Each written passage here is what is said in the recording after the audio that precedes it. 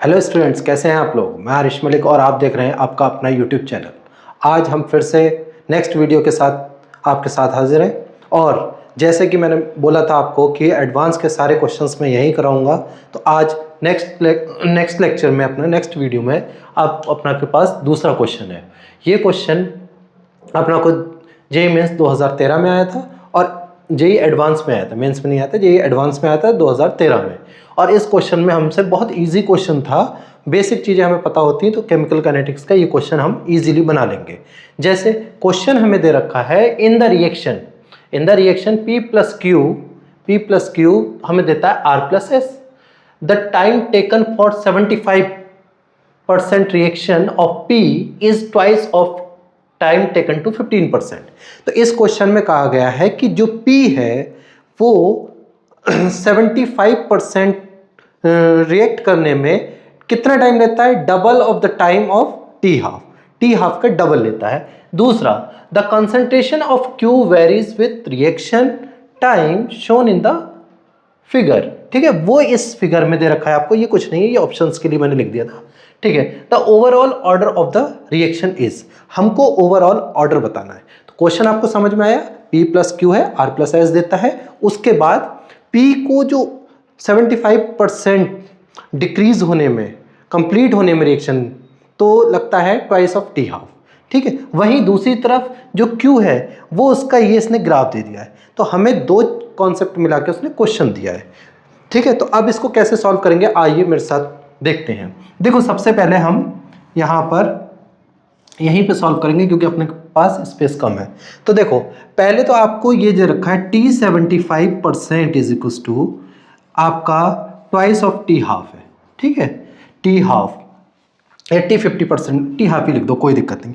ये केस कब होता है, P का जो है T75% जो है वो ट्वाइस ऑफ टी हाफ है। तो यहां पर आप देखिए कि ये वाली कंडीशंस आपने जब केमिकल काइनेटिक्स पढ़ा था तो फर्स्ट ऑर्डर रिएक्शन में क्या होता है बेटा, फर्स्ट ऑर्डर रिएक्शन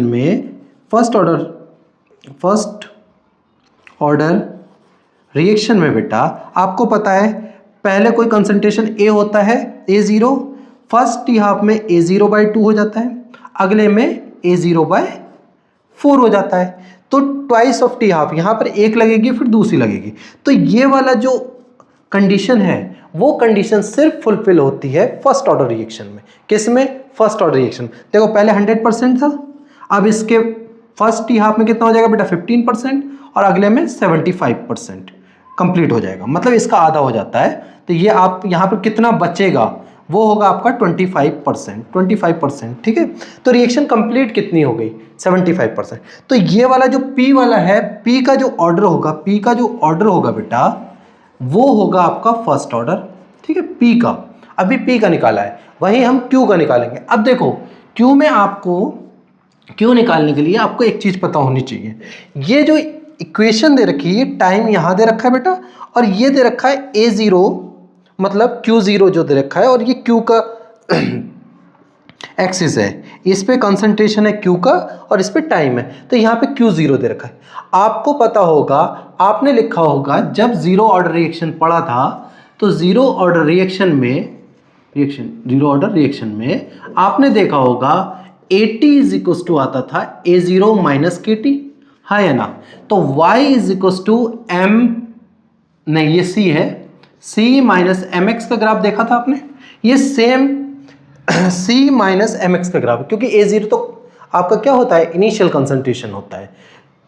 A0 क्या होता है, इनिशियल कंसंट्रेशन होता है। वहीं से आपका ये क्या है, ये है आपका C माइनस MX का ग्राफ। तो ये कौन से ऑर्डर की है, ये इस ग्राफ से हमें पता चलता है, ये ग्राफ जो है वो ये है Q is equal to Q0 minus KT। ठीक है बेटा, और ये जो इक्वेशन आती है ये किसके लिए आती है, जीरो ऑर्डर के लिए। किसके लिए आती है, जीरो ऑर्डर के लिए बेटा।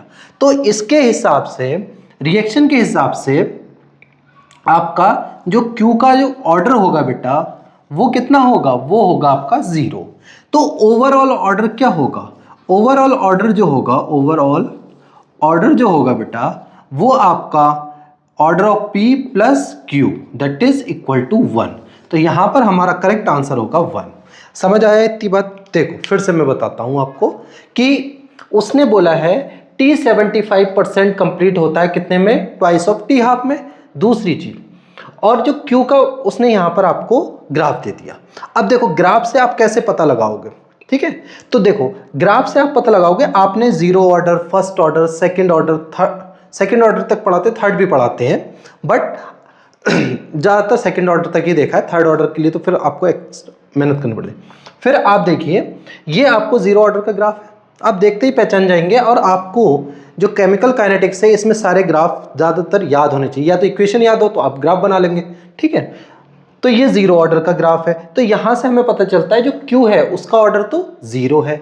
वहीं P का ऑर्डर जो है उसने बोला T 75% कंप्लीट होने में ट्वाइस ऑफ T हाफ लगता है। ऐसी कंडीशंस आपने पढ़ी होगी कि फर्स्ट ऑर्डर रिएक्शन में ही होता है, क्योंकि फर्स्ट ऑर्डर रिएक्शन में क्या होता है बेटा, A0 से क्या होता है, पहले T हाफ में कितना होता है, A0/2 50% बचता है। अगली T हाफ में इसका आधा होता है तो कितना 25% बचेगा, तो खत्म कितना हो गया 75। तो कितना लगा, 2 T हाफ लगी। वही चीज यहां बोल रहा है, तो यहां से हमें पता चलता है P का जो ऑर्डर है वो फर्स्ट ऑर्डर है, ठीक है। तो ओवरऑल ऑर्डर जो हो जाएगा 1 + 0, तो 1 हमारा ऑर्डर आ जाएगा, और इसका करेक्ट आंसर C वाला था। तो ये इतना इजी क्वेश्चन आपके लिए आया था। बस क्वेश्चंस जेईई एडवांस में ज़्यादातर इजी ही आते हैं, बट आपको कॉन्सेप्ट क्लियर होने चाहिए।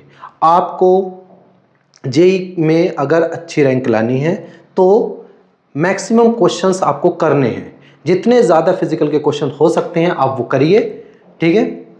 Thank you.